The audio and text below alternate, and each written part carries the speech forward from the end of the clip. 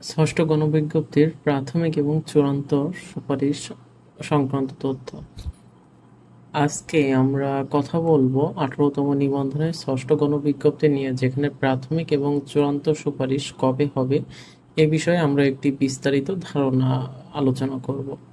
তো প্রথমে যদি আমরা দেখি যে আপনারা জানেন যে 18তম নিবন্ধনের আপনাদের নিবন্ধনের মাধ্যমে শিক্ষক নিয়োগ প্রক্রিয়া এখন অনেকটাই শেষের পথে। আমাদের যে 18তম নিবন্ধন হয়েছিল, এই নিবন্ধনের যে শিক্ষক নিয়োগের যে প্রক্রিয়া, এটা কিন্তু আসলেই অনেকটাই শেষের পথে।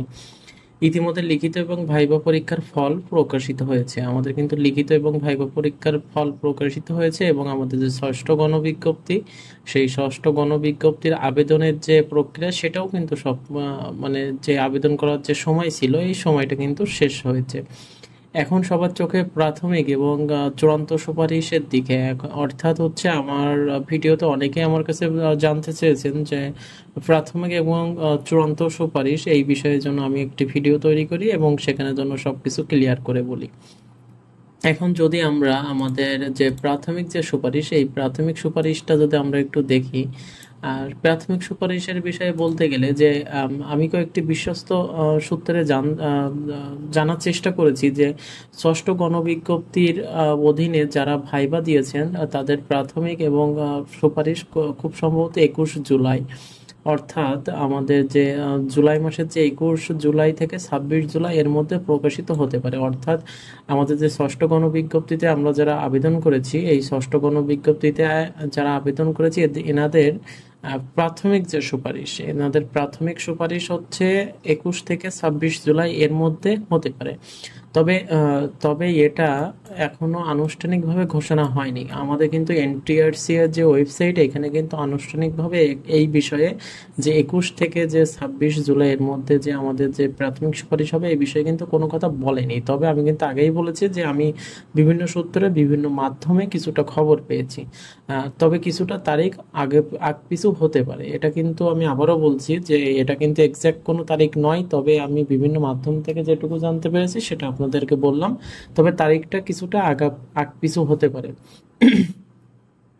আর যদি আমাদের যে চূড়ান্ত যে সুপারিশটা, প্রাথমিক সুপারিশে কিন্তু আমাদের শুধুমাত্র যে কোনো একটি প্রতিষ্ঠান, যে প্রতিষ্ঠানে আমাদের চাকরি হবে, এই প্রতিষ্ঠানে আমাদেরকে জাস্ট একটি সুপারিশ করা হবে, এটাই কিন্তু আমাদের প্রাথমিক সুপারিশ।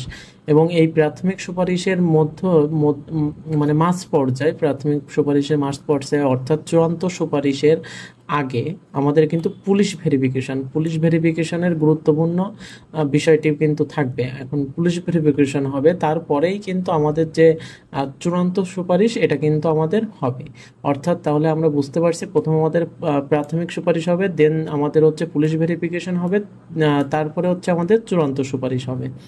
ওকে, এখন আমরা যদি চূড়ান্ত সুপারিশ নিয়ে কোনো কথা বলতে চাই, যে চূড়ান্ত সুপারিশের বিষয়ে, তাহলে কিন্তু সেক্ষেত্রে আমরা দেখব যে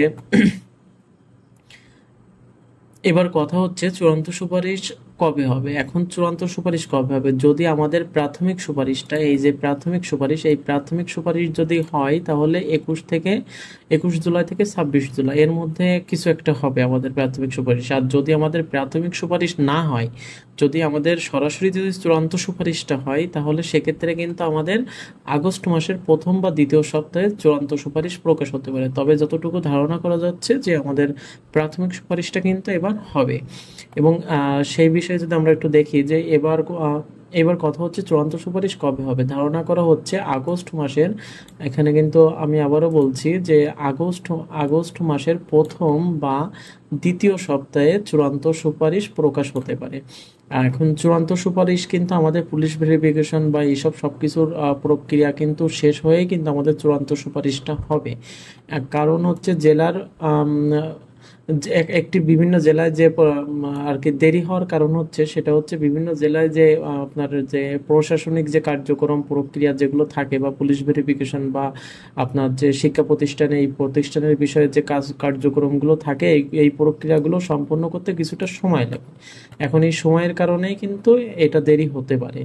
এখন আমি কিন্তু এই চূড়ান্ত সুপারিশের বিষয়েও যেটা বলবো, আমি যেটা জানতে পারছি, এখন এনটিআরসি এর ওয়েবসাইটে ওনারা যতক্ষণ না প্রকাশ করছেন, ততক্ষণ আসলে এক্সাক্ট আমরা 100% শিওরিটি দিয়ে কিছু বলতে পারি না।